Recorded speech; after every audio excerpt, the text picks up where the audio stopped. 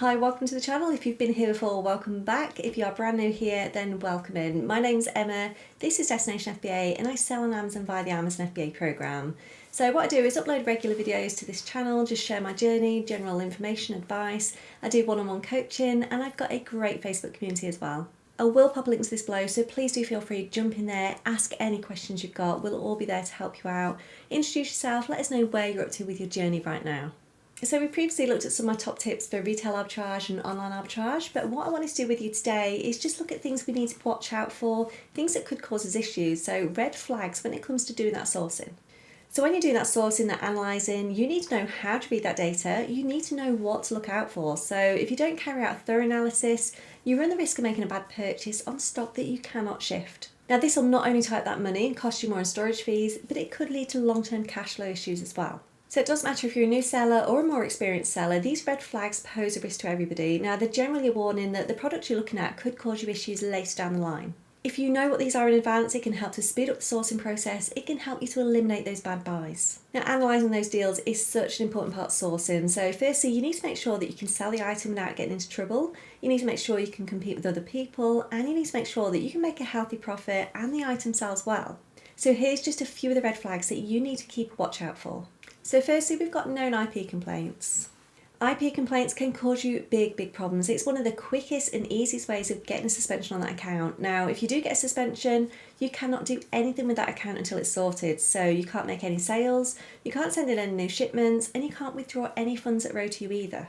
Getting that account unsuspended can prove to be a bit of a nightmare. Worst case scenario, you could even lose it altogether. This is why it's so important you check those IP complaints before you make any purchase. Now, if you're signed up to BuyBot Pro, this will warn you of any IP complaints using a traffic light system. So if the item is green, there's currently no known issues within BuyBot Pro and it should be okay to sell.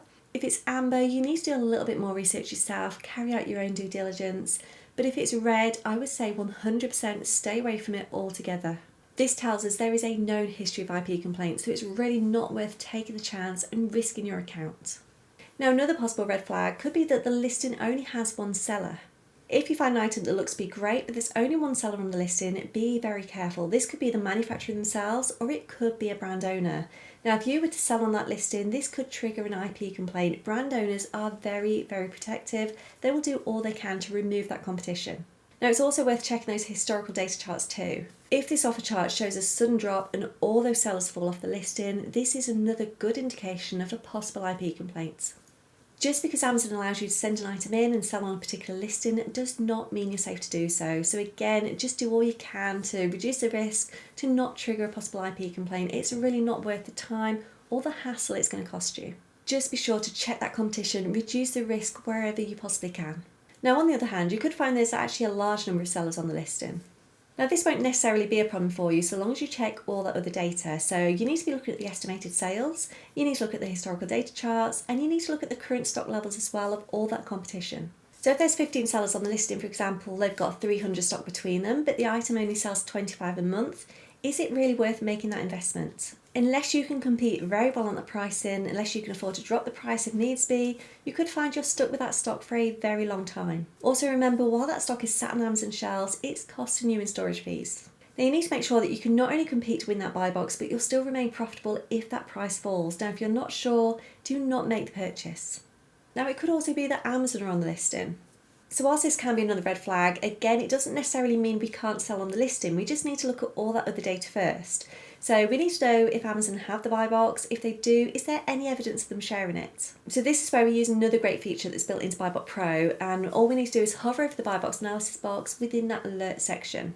If we just hover over it, it says there is little or no evidence of Amazon sharing the buy box in the last 90 days.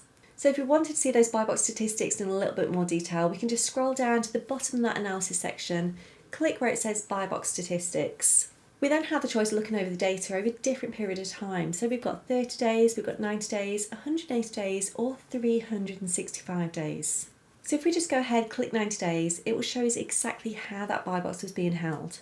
So we can see that Amazon had a 99% share with less than 1% being shared between two other sellers. This shows us just how hard it would be to even try and compete against them. So we can also see this orange section on the historical data charts, and this shows us when Amazon have stock, and there really is no break in it at all.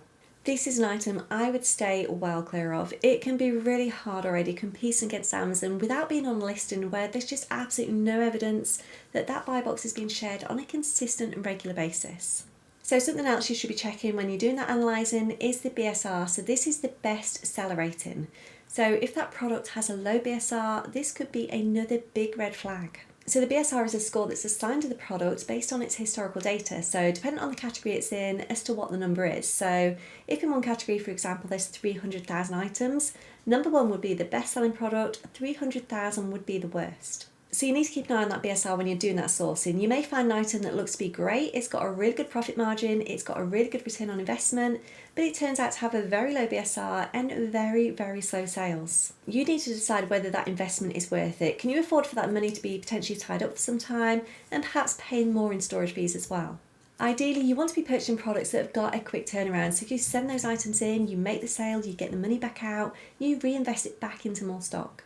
Now, no time at all, this will all become second nature. You'll be checking all that data without even really giving it much thought. This will help to reduce the risk and just help to make sure you're only purchasing good, profitable deals. Just don't be lazy with that analysing. It is such a massive, massive part of this whole process. It's really important you check all that data that's available to you.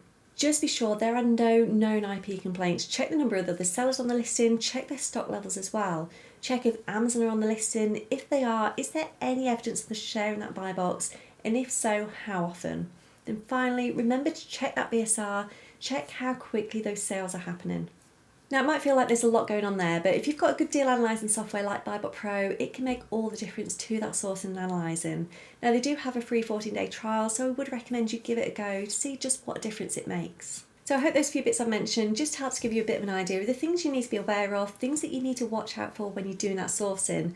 But as always, if you've got any questions at all, please do let me know. Just pop a comment below, jump over in Facebook, I'll do whatever I can to help you out. So that is all for me today, but thank you very much for watching, take care, and I will see you very soon.